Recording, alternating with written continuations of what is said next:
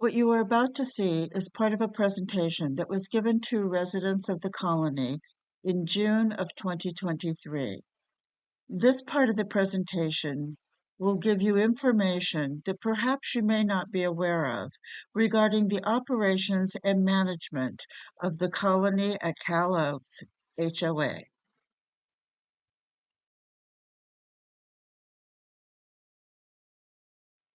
So, what do you believe would be the most accurate record of what happened in a meeting?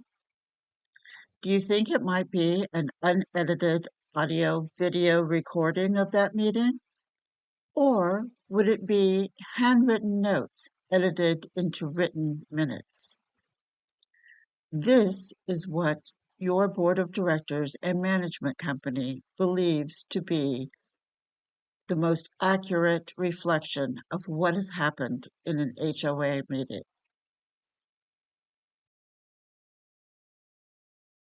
Whose best interest is being served here?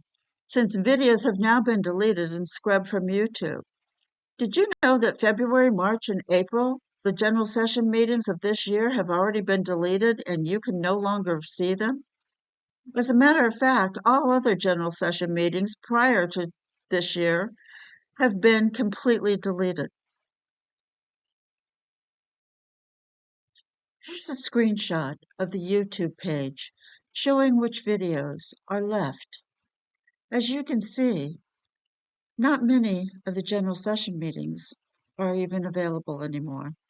Most of them are town hall meetings or meetings like with the water district. Even Lori Stone's town hall meeting with the city is still available, but not general session meetings. If you notice, there's one that I circled that says edited. That's a town hall meeting that was for projects that the board was considering on doing for the community. And it was promoted as residents should come because then they can comment and ask questions about the different projects that the board was considering. However, at the beginning of that meeting, that's not what happened. Our president of the HOA announced that if there were any member comments, they should make them now at the beginning of the meeting, and then they would proceed with the rest of the meeting. Well, he asked for comments, and I was the only one to comment. And I said, this was not what you told us it was going to be. You told us that we were going to be able to question some of these projects. In any event, that entire portion of the meeting has been edited out. Even the portion of the president of the HOA opening the meeting has been edited out. And the meeting begins with Joanne Deegan starting to talk about a project that she was handling. That is how 7 people control what is being put out to this community.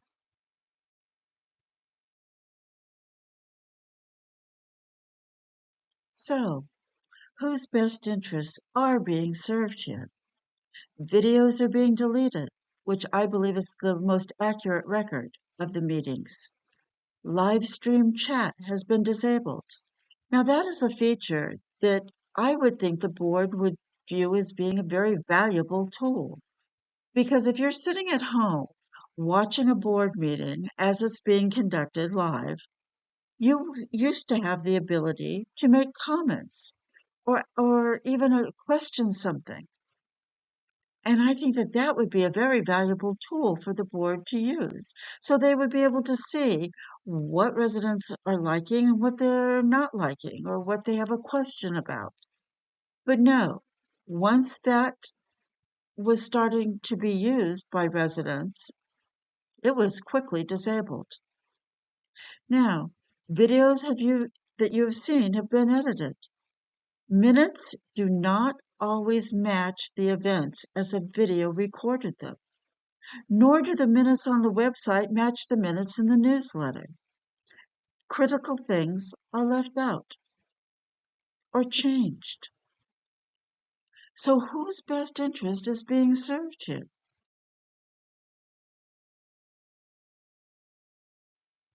Here are a couple of examples. Minutes do not always contain the residents' comments.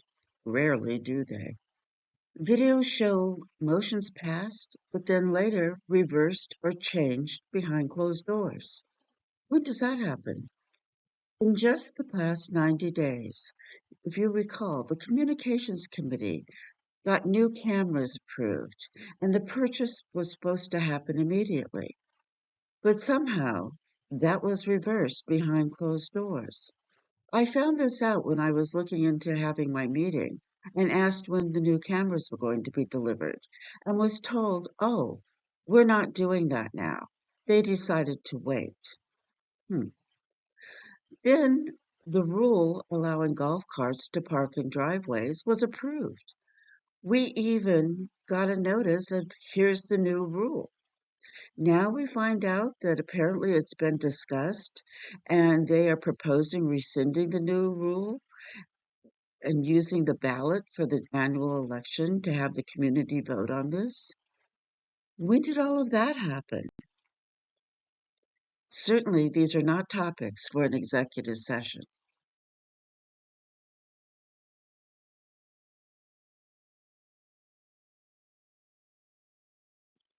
So let's take a look at executive sessions. In the state of California, they are described in what's called as the Open Meeting. And these three California civil codes govern that act and describe it. Executive sessions are legally limited to the following categories: litigation, either active or pending, the formation of contracts. And note, I said formation, not the bidding. Disciplinary hearings, which would be a confidentiality issue, the termination of contracts, payment plans for members, personnel issues, disability requests, to initiate a foreclosure, or even mental illness. For example, if a neighbor is a hoarder and their hoarding has now posed a threat to the community, that would fall under this category. Director censor, or potential liability issues that require the counsel of a lawyer. These are the only categories that are legally allowed to be discussed in an executive session. I'm sure you can think of quite a few that have been discussed that shouldn't have.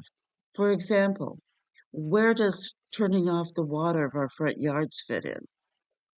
Or spending $60,000 to buy golf vouchers to help the golf course? Where does that fit in? The golf carts, where does that fit in? The cameras for the communications committee. I could go on, and I'm sure many of you could too. But this is what is legally allowed to be discussed in executive sessions. So let's have no further confusion about what it is. Now let's move on to our HOA management. And by that, I don't mean the management company Associa. I mean the business management of our HOA. How do we compare? Well, I don't know. Let's see if we can find out. The only real way to do this is to try to find a community that is extremely similar to ours and see how they're managed versus how we are managed. So why don't we do that?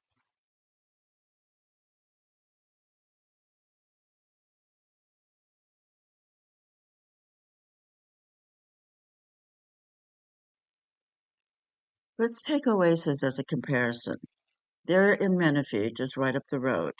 1,158 homes, started construction in 1999 and finished in 2005. The Colony. We have 1,586 homes, began construction in 1989 and finished in 2005. Oasis is built adjacent to a golf course. So are we. They are guard gated. So are we. Their dues cover the front yard maintenance. So does ours. They have a fully equipped computer room in their clubhouse for the use by residents. We do not. Curbside trash pickup is included in their monthly dues. We have curbside trash pickup, but we pay an additional fee to waste management. So that's the comparison. Let's see how the amenities compare, because our dues were increased and we now pay $320. Oasis dues were just increased and they pay $282. So perhaps they don't have the amenities we have. Let's see. So here is an overhead shot of both communities. They look very similar. It looks like Oasis might have one pickleball court than we do, but we have one extra spa that they don't have. Their dues again just went up to $282. Ours are at $320.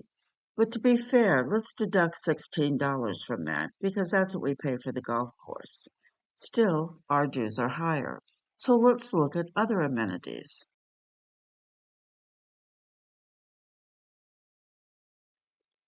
So here are pictures of both of our clubhouses. Look fairly even.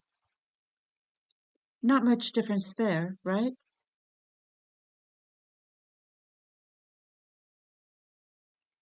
Okay, here's a photo of the kitchen, the clubhouse, the Oasis. Very nice. And here is a photo of our kitchen. Now, mind you, after the $1.2 million clubhouse renovation back in 2017, I was told that they didn't have enough money to also renovate the kitchen. So this is how our kitchen is today. So let's look at the barbecue area at Oasis. Very nice. Nice big covered area. Even the barbecue is covered.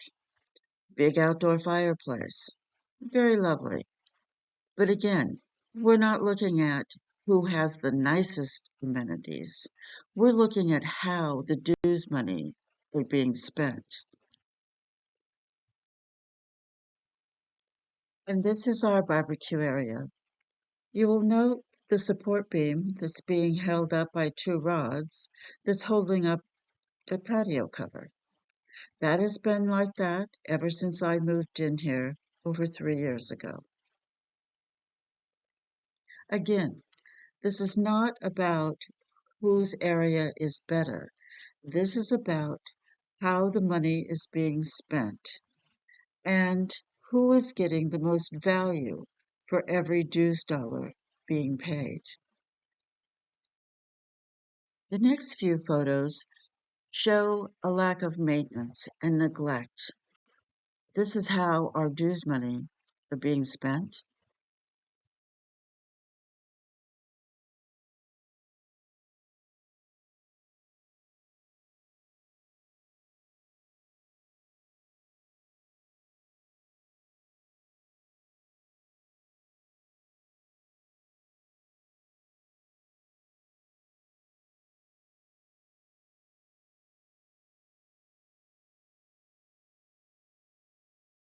Again, the purpose of this comparison is not for a personal preference of which amenities are better or prettier, but to show how the business is being managed at each different community and how the dues money is being spent.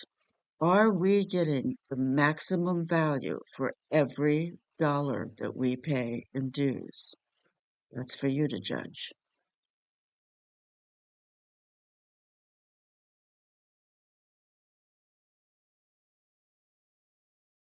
So let's move on to reserves. The projections that were shown in the reserve study that was done for this fiscal year are that we would be funded by 60% for this year. Our reserves would then drop down to 59% the following year, and then 54%, but year four back up to 60%. Please know, reserves are there to help protect us from any special assessments. The accepted standard is to maintain a minimum of 70%. As you can see, We are very underfunded. So the question is, just how are our dues being spent? Let's see if we can shed some light on that. Unfortunately, if you ask the HOA to provide you with a copy of the budget showing each line item with a detailed description of that item and the amount that's being budgeted, you won't get it because the HOA will not provide you with it. They will only provide you with a copy of a pro forma, which is a summary. And that means all the line items are grouped together under a main category, so you really don't even know what's in there. When asked why, the answer was always, all we have to provide you with is a pro forma. If you don't believe me, I'll be happy to show you the written responses I received when I've tried to obtain a line item budget.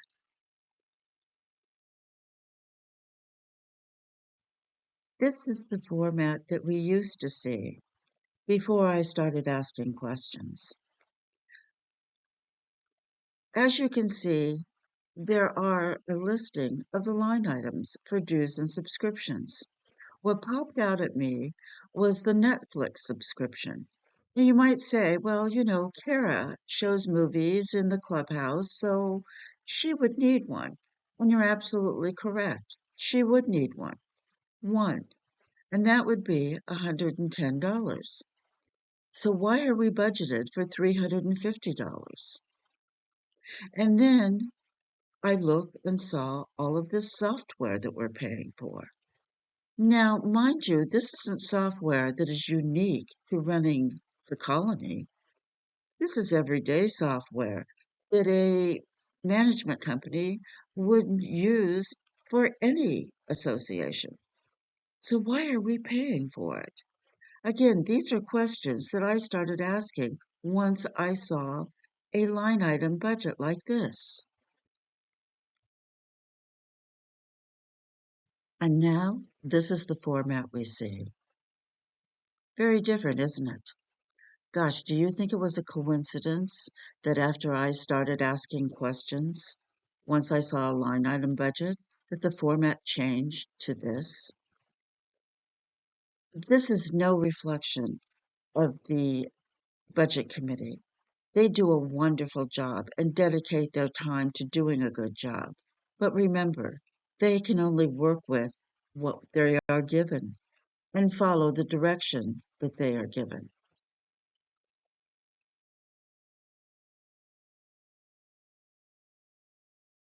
So let's review a couple of items that our dues have been budgeted to be spent on.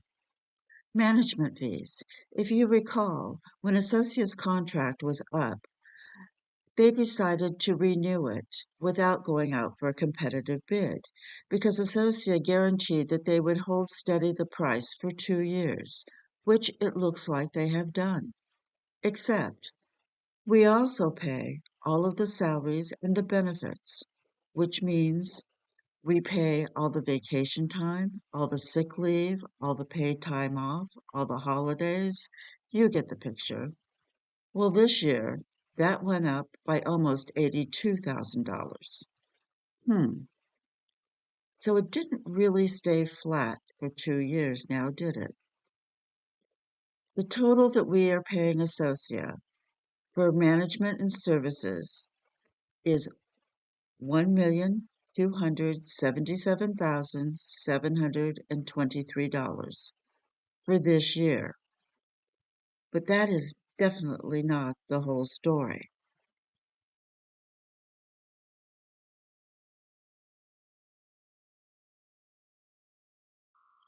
Now, in addition to the $1,277,000 we pay this year for Associa, we also pay for and provide office space for 14 employees. We pay for all of the utilities, all of the phones, and even the internet service. As a matter of fact, we bought new computers for all the staff members, including software. We provide all of the office equipment, the printers, the copiers. We even upgraded the copier so it would fold the paper, so an employee would not have to fold the paper before they put it in an envelope. We pay for and provide all the office supplies, all the paper clips, the pens, the staples. We even provide the staplers and the paper for printing and copying. Plus, we provide our own pre-printed stationery. We also provide the uniforms for the staff and the laundry service.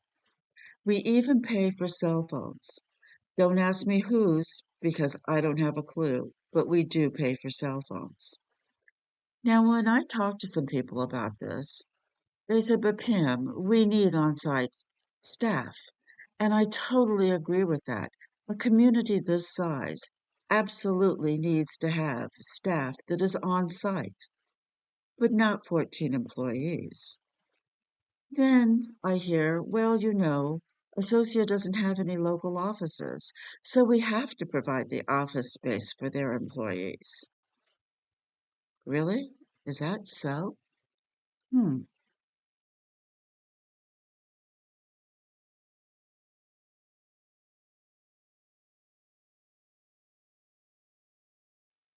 So let's look at another item that's been approved in the budget.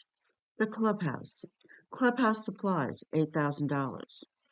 Yet no explanation for what those supplies are for.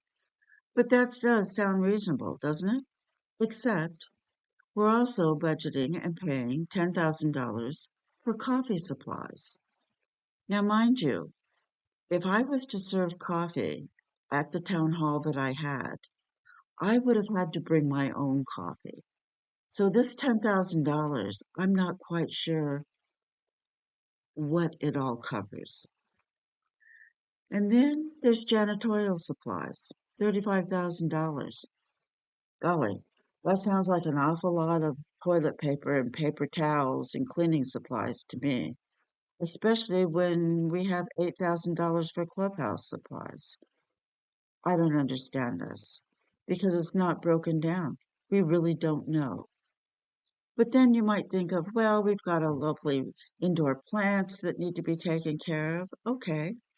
But we also pay for that service in addition to everything else. $6,500. That's really not a bad price. So that's okay. But then $15,000 for recreation sponsored events. Now, I guess that doesn't include the coffee because it's $15,000. So without a real explanation of what we are actually paying for, we really don't know now, do we?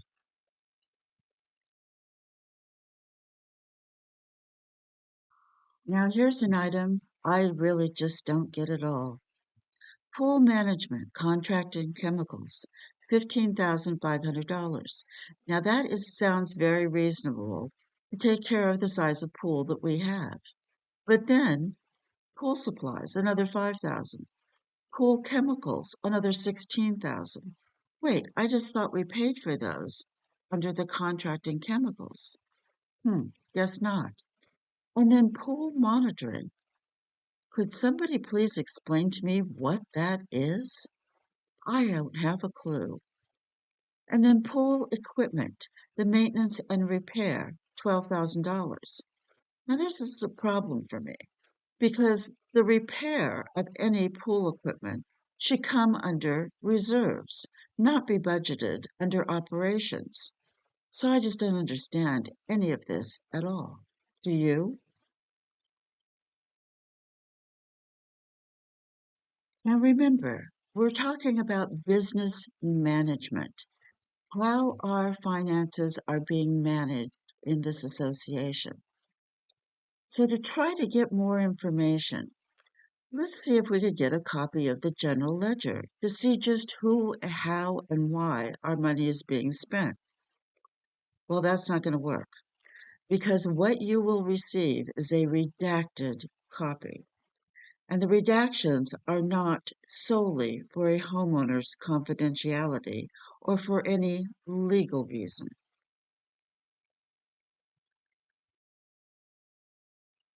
What I am about to show you are a few pages from the General Ledger from April 2021.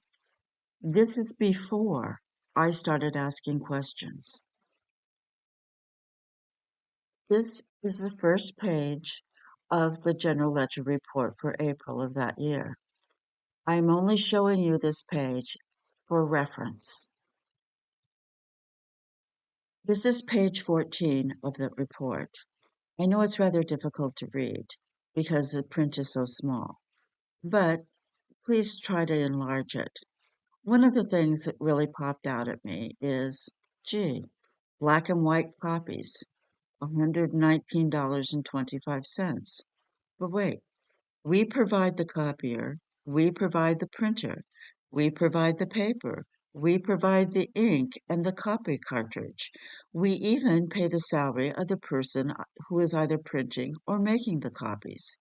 So why are we being charged almost $120 for black and white copies? And there's the cell phone bill, $220. Yet I have no idea whose phone that is. And then look further down. Union Bank credit card usage, Jim Morgan.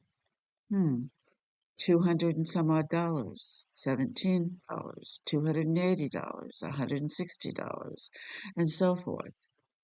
Yet no explanation for what that charge is for. Here's the next page, page 15. Look down. Credit card usage from Kara. $499, $50, $100 and change, $119 and change, $414 and change, $141, $267 and change. Now you might say, well, hey, Kara's our activities director. She needs to spend money for activities for the community. I totally agree with that. And I am not saying that Kara has done anything wrong. What I am saying is this is credit card usage by our activities director at a time when the clubhouse was in complete and total lockdown for COVID. Again, I'm not saying Kara did anything wrong because I believe she was following someone's directions. But still, that does not explain why the activities director is using the credit card, charging these sums during COVID lockdown. More for you to look at on this page. I mean, standard envelope with a window, $10.20. And then here's my all-time favorite. You ever heard that term, being nickeled and dimed? Well, to me, this is a definition of that term. Document handling, 17 cents. And then here's a cell phone. You can enlarge this and look at it. I have no explanation for this. Again, is this good business management? I don't know. Approximately 8 or 9 months after I received the copy of the general ledger that I just showed you, a resident by the name of Diana Reeves submitted a written request into the management company asking for copies of 12 months worth of general ledgers, starting with April 1, 2021. Now remember, this was after I started questioning the items on the general ledger, and this is what she received.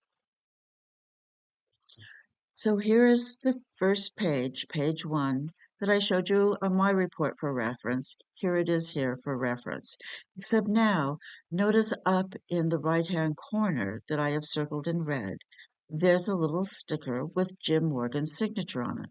To me, that means that Jim Morgan went through the general ledger and approved it to be sent out. So this is a copy of the page 14 that Diana received. As you can see down below, Credit card usage for Union Bank. Remember, on my report, it showed Jim Morgan. Now, his name has been redacted. Same amounts, same credit card usage, except now, whoever receives this report does not know who spent that money. And now the next page, page 15. Look down, you can see where the credit card usage is, the same amounts, only now Kara's name has been redacted. And here is the final page that Diana received, like I did. Now, to me, the general ledger is a corporate financial document. I look at these redactions as being a form of tampering with a corporate financial document. I'm not saying that's the legal term, that's just saying what I think it is. What do you think?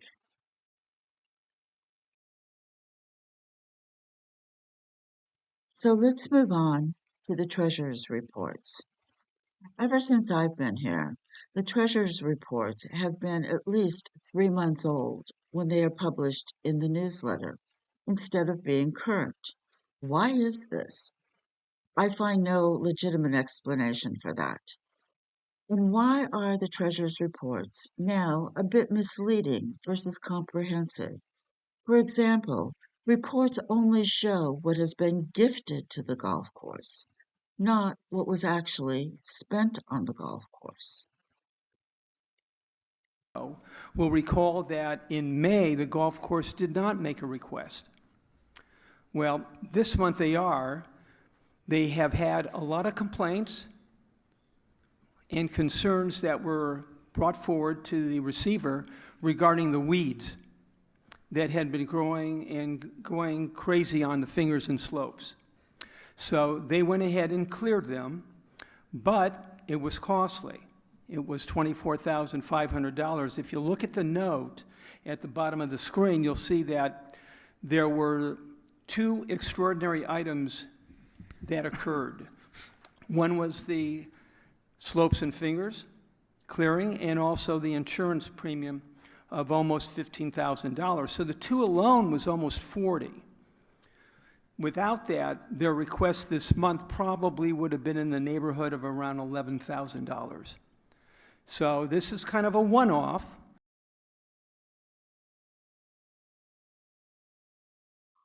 We just heard our treasurer in the June general session meeting describe two items as an extraordinary item, which I term as something that is unforeseen, or a kind of a one-of, which again I term as something that occurs only once. Yet these two items were actually the insurance premium and the enforcement of a court order. I would not term either one of these items as an extraordinary item or a kind of a one-up. Would you?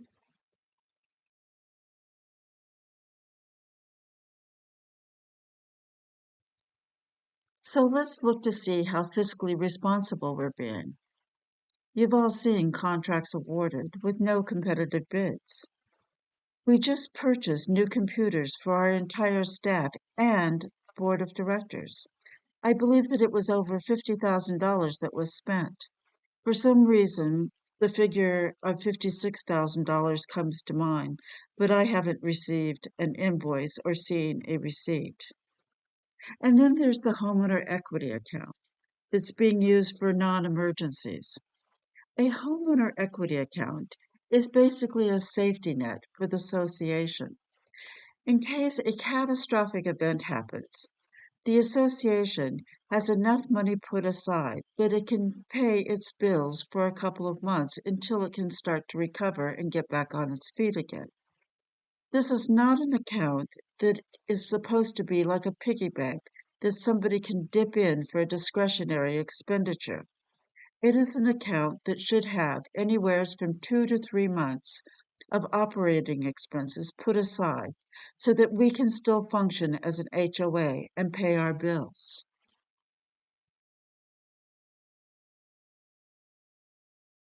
Now let's use an example to see if we are really being fiscally responsible.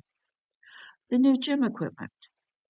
Supposedly, the research was done on what equipment was needed and where to buy it, and quotes were obtained for this equipment. So far, so good, right?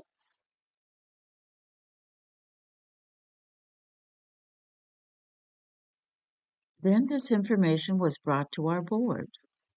A motion was made, the board discussed it, and took a vote and unanimously approved the purchase of this equipment. The orders were placed, thousands of dollars were spent. The equipment was delivered and installed. Then, Um, Fitness equipment. Uh, we are going to revisit some of the equipment that came in. The vibrating machine that was installed was not the original one we wanted. It's kind of way high off the ground, and and our expert, the CC there, says it's dangerous. So we're looking at probably returning that, and also the stretch cage. It's for being inside. You can't stand outside and pull on it, 'cause it will tilt. I mean, it's made to work out in it.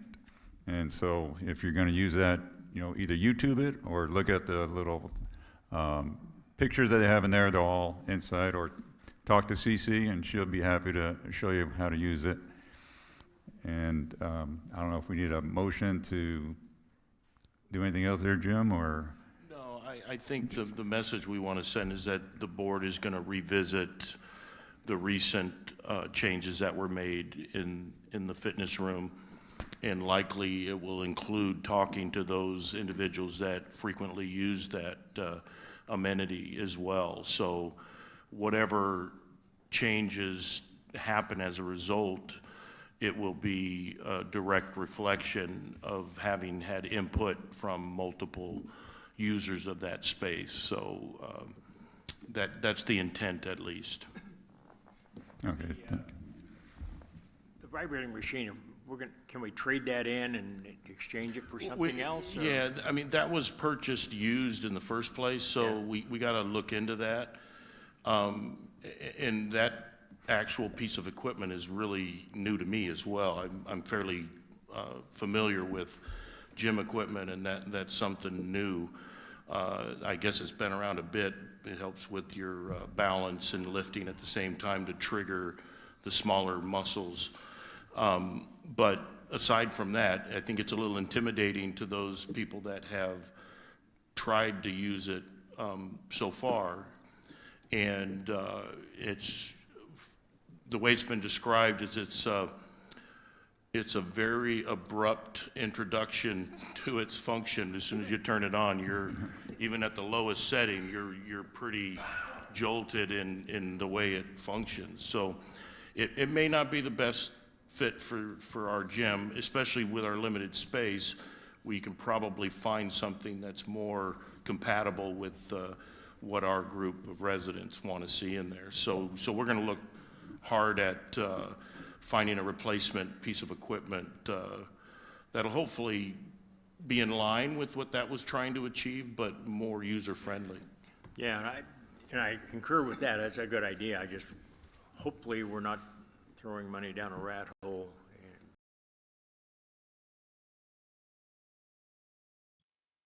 so now we learn, after the research was done, after the quotes were submitted, after the discussion was made with the board, and the board voted and the items were purchased, the equipment purchased was not suitable for our gym and could even pose a danger to those who use some of it. The equipment was ordered and delivered, yet now is being discussed to be returned or perhaps replaced, and we don't even know if we will be able to do that. Was this fiscally responsible?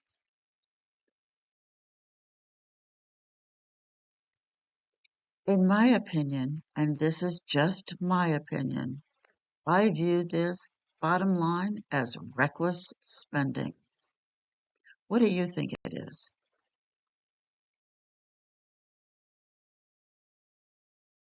Again, we're talking about business management. You've all seen in general session, when the board approves a contract, they also approve a 10% contingency on that contract. Now, this is a good practice because what it does is it streamlines the work that's being done.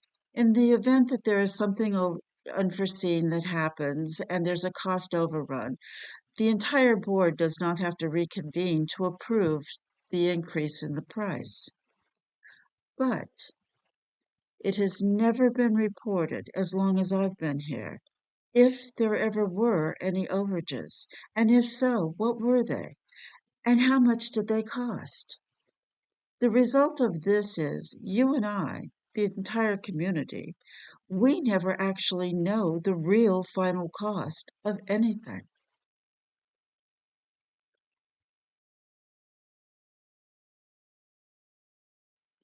So let's take a look at some more costs that we bear. Rules and regulations and the changes that they make. Did you know that every change is submitted to the attorneys for review? And the attorneys either write them or revise them, but they do approve them. And all of that equals billable hours by the attorneys. Then the rule or the proposed change would need to be printed and copied and mailed to 1,586 homeowners. And then if there are no changes and the board actually approves the proposed rule change, it is printed again and mailed out again to 1,586 homeowners. This is the procedure for every change.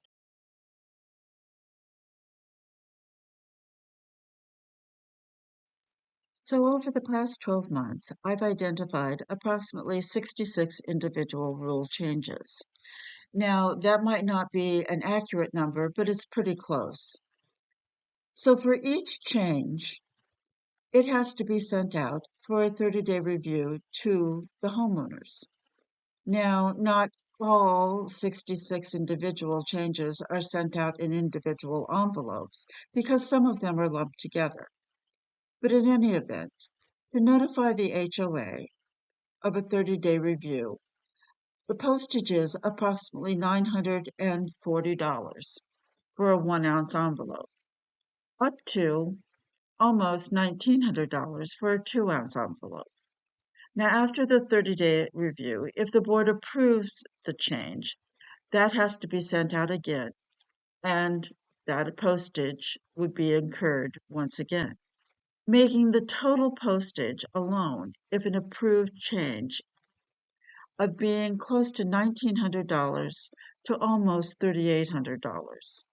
Now remember, this is postage only and does not include the attorney's fees involved or the stationery and printing and envelopes.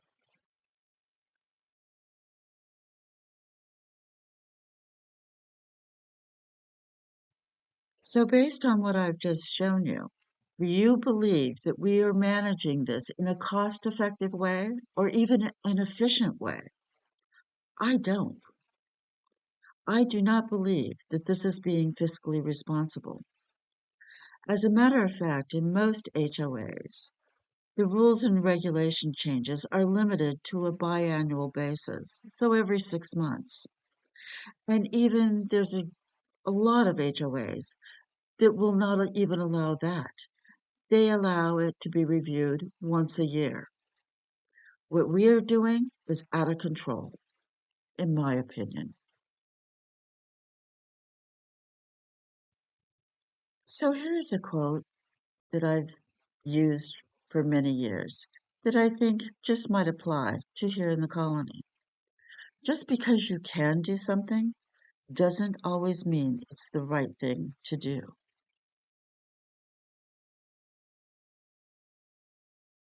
Now let's take a look at committees and how 7 people completely control what committees there are, who can join a committee, what a committee can do, and how many people can even be on a committee. So the way it works, and Jim, you correct me at the end of this if I'm wrong here. The way, if somebody wants to be on a committee, they apply for it, they turn in their sheet. Then you actually go through an interview process with the committee itself. The committee will look at it, do the skills match? Is it someone that's a team player? Is it someone that can work well in our environment so we can be productive? Just like you would any other interview. And then they submit their selection. If there's multiple people, they'll submit their selection to the board, and the board approves or denies. So I have. So you just heard our board president explain the process on how to join a committee. But what do our rules say? I have no idea. I couldn't find it anywhere in the rules.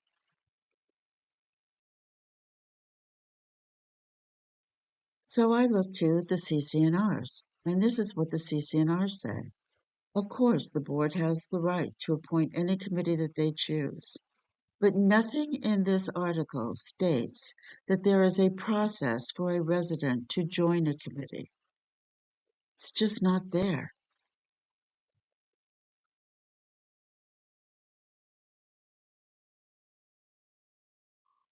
Now, I have been unable to find anywhere where it is written down where this is the process on how you should join a committee. So this is what I think it should be. To join a committee, you should submit your name and address and the committee that you're interested in joining, so your qualifications can be checked. So what are the qualifications?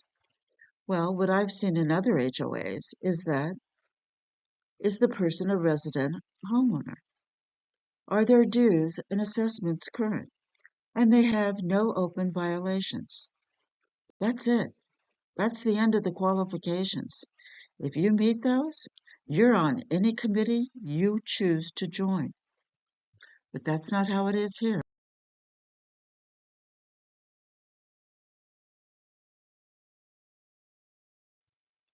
So whose best interests are being served? You just heard our HOA president explain that a person would have to apply and submit an application and then wait to see if they are approved. They would have to go through interviews, which to me equals discrimination. And they'd have to be a team player, which for me is kind of a buzzword for are they able to be manipulated? That's the approval process here in the colony. And that approval process ensures that 7 people in a small group will have complete control over the entire community. So I ask you, what do you think? Whose best interests are being served?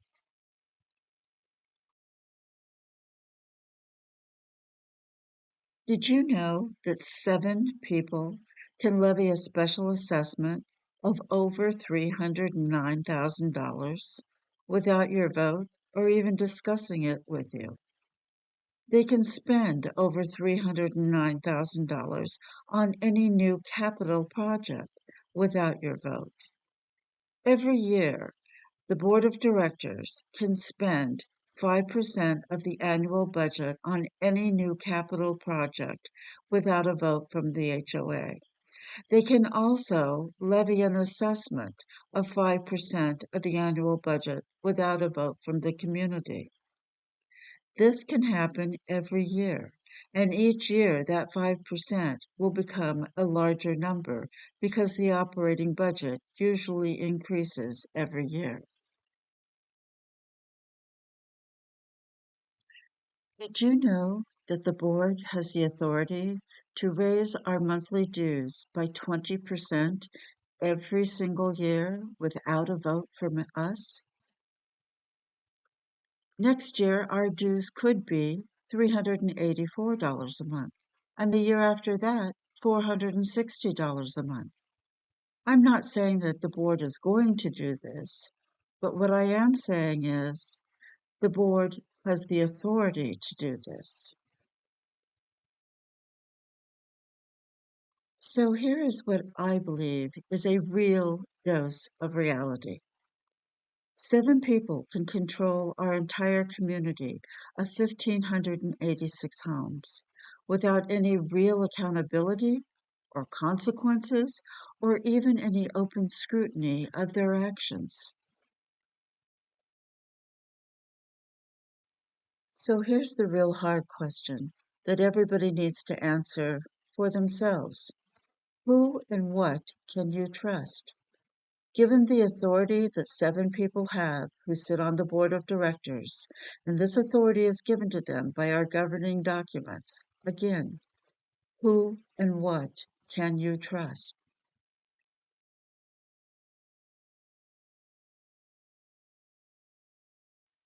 This is a quote from Maya Angelou that always gave me comfort.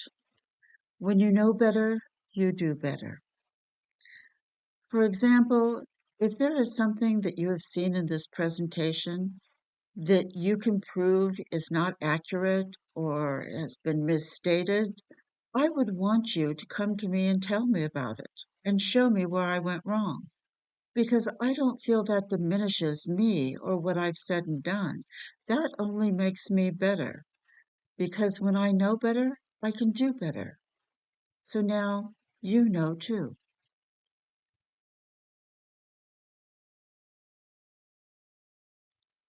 Being homeowners here in the colony, what I believe we all deserve and actually should demand, and that is honesty, transparency, integrity, equality, and fiscal responsibility, because we should all be striving for community unity.